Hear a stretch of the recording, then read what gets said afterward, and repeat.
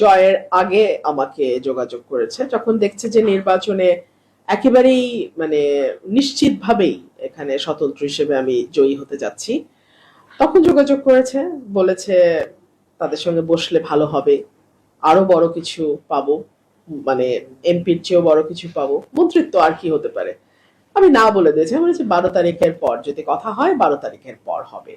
গতকালকে রাতেও দেখলাম কেউ কেউ ফোন দিয়েছে, হয়তো অভিনন্দন জানানোর জন্যই দিয়েছে, জানি না আমি।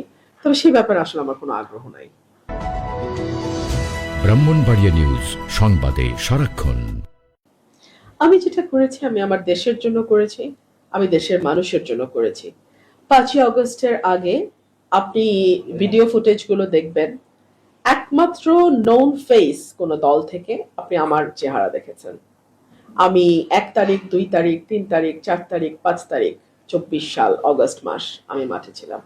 এখনো ভিডিওগুলো আছে, সবার কাছে আছে। তো আমি যা করেছি আমার মানুষের জন্য করেছি, আমি ভবিষ্যতে যা করব আমার মানুষের জন্যই করব। আপনি দীর্ঘদিন বিএনপির সাথে ছিলেন, তো আপনি ইতিমধ্যে নিরঙ্কুশ জয় পেয়েছেন। দল থেকে কি আপনার সাথে এই মুহূর্তে ইতিমধ্যে যোগাযোগ করেছে কিনা বিএনপি থেকে?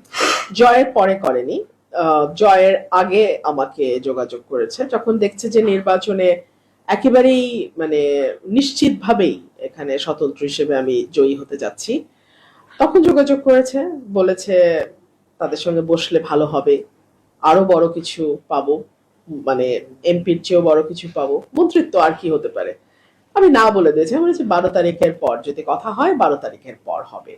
গতকালকে রাতেও দেখলাম কেউ কেউ ফোন দিয়েছে, হয়তো অভিনন্দন জানানোর জন্যই দিয়েছে, জানি না আমি। তবে সেই ব্যাপারে আসলে আমার কোনো আগ্রহ নাই। আমার জার্নিটা কঠিন ছিল নিশ্চয়ই, তবে আমার চেয়েও কঠিন ছিল আমার নেতা কর্মীদের। ধরুন আমি যদি আজকে না জিততাম, আমাকে হয়তো আবার ঢাকায় ফিরে যেতে হতো, আমি আমার পেশায় ফিরে যেতাম। কিন্তু আমার এই যে এতগুলো কর্মী আপনি দেখতে পাচ্ছেন, সবাই বহিষ্কার হয়ে গেছে।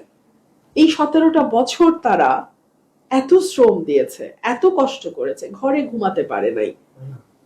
কত কত কর্মী আমার বহিষ্কার হয়ে গেছে, তারা তো কেউ কোনো কষ্ট রাখে নাই মনে। সবাই খুশি, সবাই খুশি, সবাই বলতেছে আলহামদুলিল্লাহ। আমি এই ভালোবাসার ঋণ কিভাবে শোধ করব? এই ঋণ তো অনেক বড় ঋণ। গতকালকের প্রতিবন্ধকতাগুলো কি কি ছিল নির্বাচনের সময়? গতকালকে বিভিন্ন জায়গায় ভোট ছাপানোর চেষ্টা হয়েছে দুপুরের পর, রেজাল্ট আটকে রাখার চেষ্টা হয়েছে। এমনকি আমি নিজে গিয়ে উচালিয়া পাড়া কেন্দ্রে আমাকে খেজুর গাছের কর্মীদের সাথে আমি মারামারি করেছি, আমি নিজে মারামারি করেছি।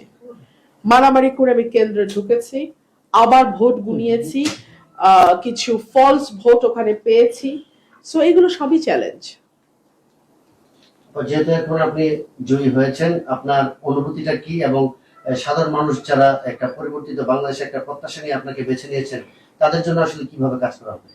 আমার মানুষের কাছে ঋণ অনেক বেড়ে গেছে, আমাকে ঋণটা পরিশোধ করতে হবে।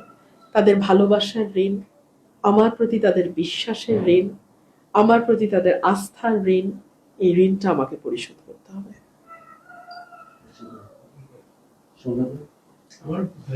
ভাই সবাই আমার বোধহয় 2000